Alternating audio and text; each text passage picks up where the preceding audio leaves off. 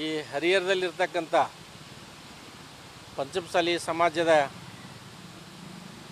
ಹರಪೀಠದ ಜಗದ್ಗುರುಗಳಾದಂಥ ವಚನಾನಂದ ಸ್ವಾಮಿಗಳು ಮತ್ತು ಸದರಿ ಮಠದ ಟ್ರಸ್ಟಿಗಳ ಮಧ್ಯೆ ವಿವಾದಗಳು ನಡೆದಂಥ ಸಂದರ್ಭದಲ್ಲಿ ವಚನಾನಂದ ಸ್ವಾಮಿಗಳ ವಿರುದ್ಧ ಲಕ್ಷ್ಮೇಶ್ವರ ಪೊಲೀಸ್ ಠಾಣೆಯಲ್ಲಿ ಒಂದು ಪೋಕ್ಸೋ ಪ್ರಕರಣ ದಾಖಲಾಗ್ತದೆ.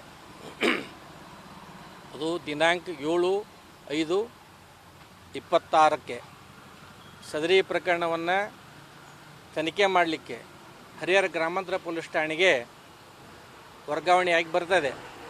8ನೇ ತಾರೀಕು ಅಂದರೆ 8/5/2026 ಸದರಿ ಪ್ರಕರಣ ಹರಿಹರ ಗ್ರಾಮಾಂತರ ಪೊಲೀಸ್ ಠಾಣೆಯಲ್ಲಿ ದಾಖಲಾಗ್ತದೆ. ಈ ಒಂದು ಪೋಕ್ಸೋ ಪ್ರಕರಣ ಅವರ ವಿರುದ್ಧ ಷಡ್ಯಂತ್ರ ಮಾಡಿ ದಾಖಲು ಮಾಡಿಸ್ತಾರೆ ಅಂತಕ್ಕಂಥ ಮಾಹಿತಿ ಸ್ವಾಮೀಜಿಯವರಿಗೆ ಮತ್ತು ಸ್ವಾಮೀಜಿಯ ಕೆಲವು ಭಕ್ತರಿಗೆ ಮೊದಲೇ ಬಂದಿದ್ದರಿಂದ ನಾವು ದಾವಣಗೆರೆಯ ಪೋಕ್ಸೋ ವಿಶೇಷ ನ್ಯಾಯಾಲಯದಲ್ಲಿ ನಿರೀಕ್ಷಣಾ ಜಾಮೀನು ಕೋರಿ ಅರ್ಜಿಯನ್ನು ಸಲ್ಲಿಸಿದ್ದು.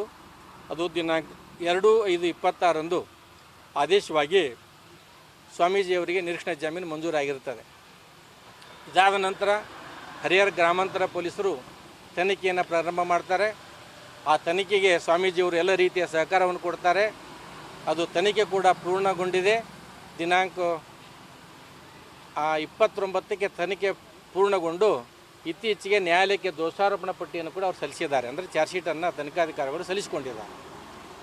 ಈ ಮೊದಲು ಹರಿಹರ ಗ್ರಾಮಾಂತರ ಪೊಲೀಸರು ವಚನಾನಂದ ಸ್ವಾಮಿಗಳ ಜಾಮೀನು ಆದೇಶವನ್ನು ರದ್ದು ಮಾಡಬೇಕಂತ ಹೇಳಿ ನ್ಯಾಯಾಲಯಕ್ಕೆ ಅರ್ಜಿಯನ್ನು ಸಲ್ಲಿಸಿಕೊಳ್ತಾರೆ. ಅದಾದ ನಂತರ ಅಭಿಯೋಜನೆಯ ಪರವಾಗಿ ಪಬ್ಲಿಕ್ ಪ್ರಾಸಿಕ್ಯೂಟರ್ ಅಂದರೆ ಸರ್ಕಾರಿ ಅಭಿಯೋಜಕರು ಕೂಡ ಮೊನ್ನೆ ನ್ಯಾಯಾಲಯದಲ್ಲಿ ಈ ವಚನಾನಂದ ಸ್ವಾಮಿಗಳಿಗೆ ಮಂಜೂರಾದಂಥ ಜಾಮೀನು ಆದೇಶವನ್ನು ರದ್ದುಪಡಿಸಬೇಕಂತ ಅರ್ಜಿ ಸಲ್ಲಿಸ್ತಾರೆ. ಆ ಎರಡೂ ಅರ್ಜಿಗಳಿಗೆ ನಾವು ಸ್ವಾಮೀಜಿಯರ ಪರವಾಗಿ ಸುದೀರ್ಘವಾದಂಥ ತಕರಾರನ್ನು ನಾವು ಸಲ್ಲಿಸಿಕೊಂಡಿದ್ದೆವು.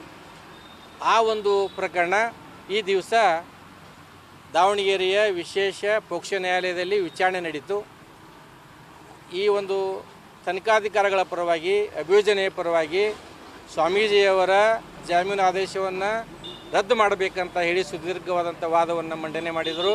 ನಾವು ಕೂಡ ಸ್ವಾಮೀಜಿಯರ ಪರವಾಗಿ ಈ ಒಂದು ಸ್ವಾಮೀಜಿಯವರಿಗೆ ಮಂಜೂರು ಮಾಡಿದಂಥ ಜಾಮೀನು ಆದೇಶವನ್ನು ರದ್ದು ಮಾಡಲಿಕ್ಕೆ ಯಾವುದೇ ಸಮಂಜಸವಾದಂತಹ ಸಮರ್ಥವಾದಂತಹ ಬಲವಾದಂತಹ ಕಾರಣಗಳು ಇಲ್ಲ. ಆದ್ದರಿಂದ ತನಿಖಾಧಿಕಾರಿಗಳು ಸಲ್ಲಿಸಿದಂಥ ಅರ್ಜಿಯನ್ನು ಮತ್ತು ಅಭಿಯೋಜನೆ ಪರವಾಗಿ ಸಲ್ಲಿಸಿದಂಥ ಅರ್ಜಿಯನ್ನು ವಜಾ ಮಾಡಬೇಕಂತ ತಿಳ್ಕೊಂಡು ನಾವು ಕೂಡ ವಾದವನ್ನು ಇವತ್ತು ಮಾಡಿದ್ದೀವಿ. ಈ ಒಂದು ವಾದ ಮಾಡುವ ಸಂದರ್ಭದಲ್ಲಿ ದೂರು ಸಲ್ಲಿಸಿದವರು ಮತ್ತು ಏನು ಸಂತ್ರಸ್ತರು ಅಂತ ಹೇಳುವಂಥ ಮಕ್ಕಳು ಅವರು ಕೂಡ ನ್ಯಾಯಾಲಯದಲ್ಲಿ ಹಾಜರಾಗಿದ್ದರು. ಎಲ್ಲವನ್ನು ಮಾನ್ಯ ನ್ಯಾಯಾಲಯ ಇವತ್ತು ವಾದವನ್ನು ಆಲಿಸಿ ಈ ಒಂದು ಆದೇಶವನ್ನು ದಿನಾಂಕ 18/6/2026 ಕಾಯ್ದಿರಿಸಿದೆ. ಆ ದಿವಸ ಏನಾಗ್ತದೆ ನಾವು ನೀವೆಲ್ಲ ಕಾದು ನೋಡೋಣ. ಸಂತ್ರಸ್ತ ಬಾಲಕನ ಏನೇನು ಅದು ಎಲ್ಲ ಇದು ಪೋಕ್ಸೋ ಪ್ರಕರಣ ಆಗಿದ್ದರಿಂದ ಎಲ್ಲವನ್ನು ಡೀಟೇಲಾಗಿ ಹೇಳಿಕೆ ಆಗೋದಿಲ್ಲ. Thank you. ದಿನಾಂಕ 8/5/2026 ಹರಿಹರ ಗ್ರಾಮಾಂತರ ಪೊಲೀಸ್ ಠಾಣೆಯಲ್ಲಿ ದಾಖಲಾಗಿದೆ. ಇದು ಪೋಕ್ಸೋ ಪ್ರಕರಣ, ಗಂಭೀರವಾದಂಥ ಪ್ರಕರಣ. ತನಿಖಾಧಿಕಾರಿಗಳು ಸವಿಸ್ತಾರವಾಗಿ ತನಿಖೆ ಮಾಡುವಂಥ ಪ್ರಕರಣ. ಆದರೆ ಈ ಪ್ರಕರಣದಲ್ಲಿ ಕೇಸು ದಾಖಲಾದ 3 ವಾರಗಳಲ್ಲಿ ಅಂದರೆ ದಿನಾಂಕ 29/5/2026 ತನಿಖೆ ಮುಕ್ತಾಯಗೊಂಡಿದೆ.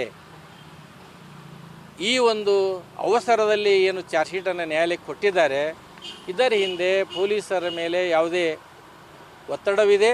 ಈ ಸ್ವಾಮೀಜಿಯವರನ್ನು ಏನಾದರೂ ಮಾಡಿ ಇದರಲ್ಲಿ ಹಾಕಬೇಕು ಅನ್ನುವಂಥ ದುರುದ್ದೇಶದಿಂದ ಅದನ್ನು ತರಾತುರಿಯಲ್ಲಿ ಚಾರ್ಜ್ ಶೀಟನ್ನು ನ್ಯಾಯಾಲಯಕ್ಕೆ ಸಲ್ಲಿಸಿದ್ದಾರೆ ಅಂತ ನನಗೆ ಕಂಡು ಬರ್ತದೆ. ಎಷ್ಟು ಪುಟಗಳ ಚಾರ್ಜ್ ಶೀಟ್ ಸಲ್ಲಿಸಿದ್ದಾರೆ? ಸುಮಾರು 100 ಪುಟಗಳಿಗಿಂತ ಜಾಸ್ತಿ ಇದೆ. ಪೊಲೀಸ್ ಇಲಾಖೆ ಕರಾಟೆ ಕೆಲಸ ಏನಾದರೂ ಆಯಿತಾ? ಅಂದರೆ ಇದು ಪ್ರಕರಣದ ವಿಚಾರಣೆ ವೇಳೆಯೇ ತನಿಖಾಧಿಕಾರಿಗೂ ಸಹ ಬದಲಾವಣೆ ಆಗ್ತಾರೆ. ಹೌದು. ಇದು ಮೊದಲಿಗೆ PSI ಅವರು ತನಿಖೆ ಮಾಡ್ತಾ ಇರ್ತಾರೆ. ಸಡನ್ನಾಗಿ ಅವರನ್ನು ದಾವಣಗೆರೆಗೆ ವರ್ಗಾವಣೆ ಮಾಡಿ ಬೇರೆ ತನಿಖಾಧಿಕಾರಿಗಳನ್ನು ಕೂಡ ನೇಮಿಸ್ತಾರೆ. ಇವೆಲ್ಲ ವಿಚಾರಗಳನ್ನು ಈ ಹಂತದಲ್ಲಿ ಈ ಪ್ರಕರಣ ನ್ಯಾಯಾಲಯದಲ್ಲಿ ಇರೋದರಿಂದ ಈ ಹಂತದಲ್ಲಿ ನಾವೆಲ್ಲ ಒಂದು ಹೇಳಿಕೆ ಆಗೋದಿಲ್ಲ.